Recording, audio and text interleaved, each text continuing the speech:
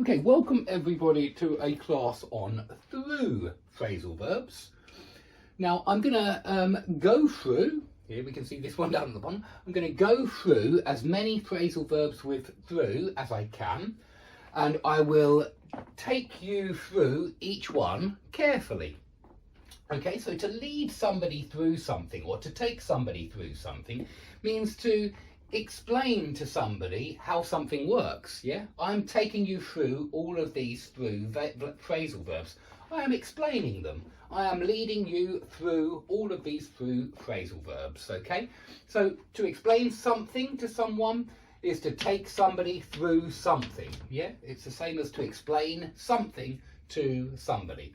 And remember, you can also lead somebody through these phrasal verbs.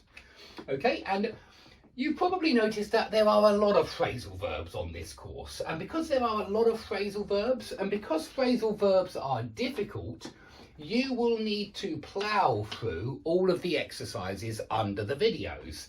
So to plough through something like plough through exercises, plough through documents, plough through work, yeah, you can plough through anything which is work related, and it's got to be difficult. And you only plough through something when there's lots of it and it's quite difficult. Okay, I want you to compare plough through something with wade through something.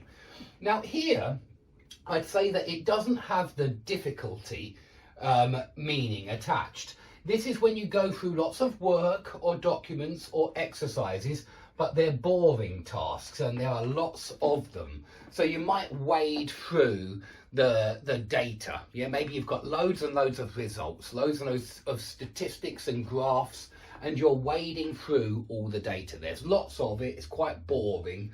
Then you wade through it, but you plough through something that's difficult, and in order to get it done, yeah, in order to get through it. Now, let's look at put and get with through, because there's a few things I could say here. And let's look at, firstly, let's look at the phone call versions of these, because if you get through to somebody, that just means you connect with them, maybe by phone. Can you get through to somebody by email? Yeah, I suppose you can, maybe by email. It really does mean just connect to someone, get through to somebody, but usually it is by phone, yeah? When you're trying to call somebody, if you eventually reach that person, you get through to them. Now, years and years ago, when we had secretaries, or I'm not sure what to call them, operators, telephone operators, and you would have a big system, and maybe you would call a company and the operator would say, which department do you want? Okay, I will put you through to that department.